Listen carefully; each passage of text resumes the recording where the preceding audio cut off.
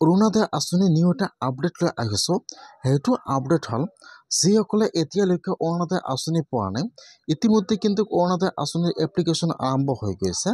কেনেকৈ আপোনালোকে অৰুণোদয় আঁচনিৰ কাৰণে এপ্লিকেশ্যন কৰিব, আৰু যদি আপোনালোকে অৰুণোদয় আঁচনি পাই আছিল তথাপিও কিন্তু এইবাৰ আপোনালোকে অৰুণোদয় আঁচনিৰ কাৰণে আৰু এবাৰ নতুনকৈ আবেদন কৰিব লাগিব। যদি আপোনালোকে আৰু এবাৰ এপ্লিকেশ্যন নকৰে তেনেহ'লে কিন্তু আপোনালোকৰ অৰুণোদয় আঁচনিটো বন্ধ হৈ যাব। যিহেতু অৰুণোদয় আঁচনিৰ আবেদন আৰম্ভ হৈ গৈছে, এতিয়া আপোনালোকে অৰুণোদয় আঁচনিৰ কাৰণে কেনেকৈ আবেদন কৰিব লাগিব আৰু আপোনালোকে অৰুণোদয় আঁচনিৰ এপ্লিকেশ্যন ফৰ্মটো ক'ত পাব। এইবাৰ কিন্তু অৰুণোদয় আঁচনিত আবেদন কৰিবলৈ হ'লে আপোনালোকৰ ইনকাম চাৰ্টিফিকেটৰ প্ৰয়োজন হ'ব। এতিয়া কোনসকল লোকৰ অৰুণোদয় আঁচনিত আবেদন কৰিবলৈ হ'লে ইনকাম চাৰ্টিফিকেটৰ প্ৰয়োজন হ'ব আৰু কোনসকল লোকৰ এপ্লাই কৰিবলৈ হ'লে ইনকাম চাৰ্টিফিকেট নালাগে। মই আজি এইটো ভিডিঅ'ত আপোনালোকক অৰুণোদয় আঁচনিৰ এপ্লিকেশ্যনৰ সম্পূৰ্ণ প্ৰচেছ দেখুৱাই দি আছোঁ, যে আপোনালোকে অৰুণোদয় আঁচনিৰ এপ্লিকেশ্যন ফৰ্মটো ক'ত পাব আৰু ইয়াৰ লগত আপোনাৰ কি কি ডকুমেণ্ট জমা দিব লাগিব আৰু আপোনালোকৰ নামটো কেতিয়া ভেৰিফাই হ'ব, সম্পূৰ্ণ প্ৰচেছ জনাই দি আছোঁ।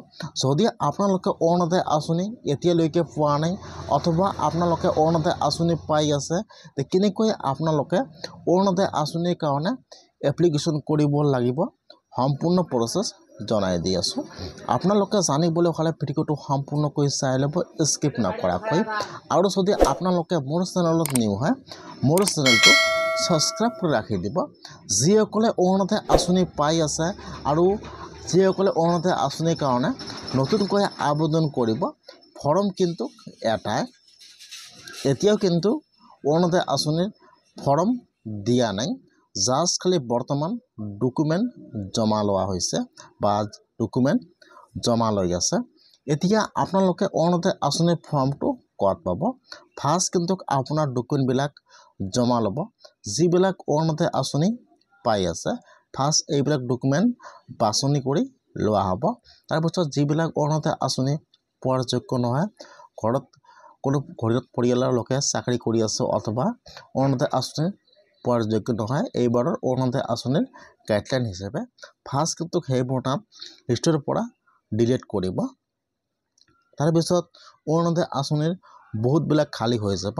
আৰু এটা কথা, এইবাৰ কিন্তু যিসকলৰ ৰেচন কাৰ্ড নাই বা এটা ৰেচন কাৰ্ডত দুটা বা তিনিজনে অৰুণোদয় আঁচনি পাই আছে, এইবাৰ কিন্তু এটা ৰেচন কাৰ্ডত খালি এটাই অৰুণোদয় আঁচনি পাব।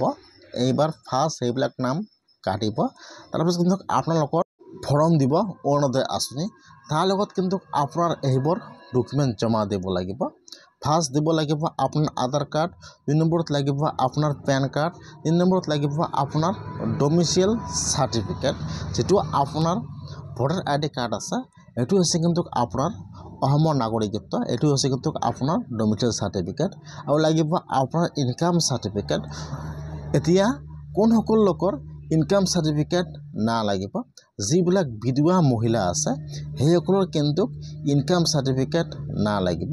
খালি কিন্তু স্বামীৰ যিটো ডেথ চাৰ্টিফিকেট আছে সেইটো জমা দিলে হৈ যাব।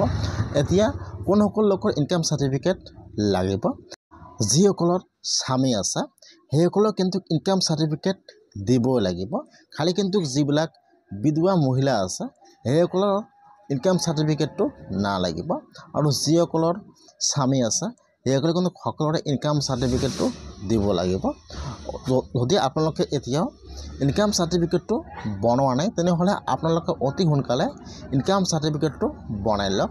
লগতে লাগিব আপোনাৰ বেংক পাছবুক।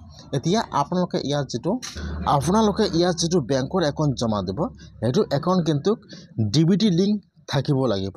যদি আপোনাৰ একাউণ্টটো আধাৰ কাৰ্ড বা DBT লিংক নাথাকে তেনেহ'লে কিন্তু আপোনালোকে অৰুণোদয় আঁচনিৰ পইচা লাভ নকৰিব। যিসকলে অৰুণোদয় আঁচনিত একাউণ্টটো জমা দিব, সেইটো একাউণ্ট যাতে আধাৰ কাৰ্ডৰ সৈতে লিংক থাকে, নহ'লে কিন্তু আপোনালোকে অৰুণোদয় আঁচনিৰ পইচা লাভ নকৰিব। লগতে লাগিব আপোনাৰ mobile number passport size photo 2 copy আৰু লাগিব আপোনাৰ ৰেচন কাৰ্ড এইবাৰ কিন্তু এটা ৰেচন কাৰ্ডত এটা অৰুণোদয় আঁচনি দিব সেই কাৰণত আপোনালোকৰ এইবাৰ ৰেচন কাৰ্ড লাগিব যদি আপোনালোকে অৰুণোদয় পাই আছে আৰু আপোনাৰ ৰেচন কাৰ্ডত অৰুণোদয় আঁচনি দুজনৰ নাম আছে আপোনালোক দুজনে পাই আছে এইবাৰ কিন্তু এটা অৰুণোদয় আঁচনিৰ নাম কাটি যাব এই কাৰণত এইবাৰ আপোনালোকৰ অৰুণোদয় আঁচনিৰ ৰেচন কাৰ্ড জমা দিব লাগিব আপোনাৰ এপ্লাই কৰিবলৈ হ'লে আপোনালোকৰ এইকেইটা ডকুমেণ্টৰ প্ৰয়োজন হ'ব আপোনাৰ কিন্তু গাঁৱে গাঁৱে বৰ্তমান অৰুণোদয় আঁচনিৰ মিটিং হৈছে আপোনাৰ তাত যাই ফৰ্মটো বা ডকুমেণ্ট জমা দিব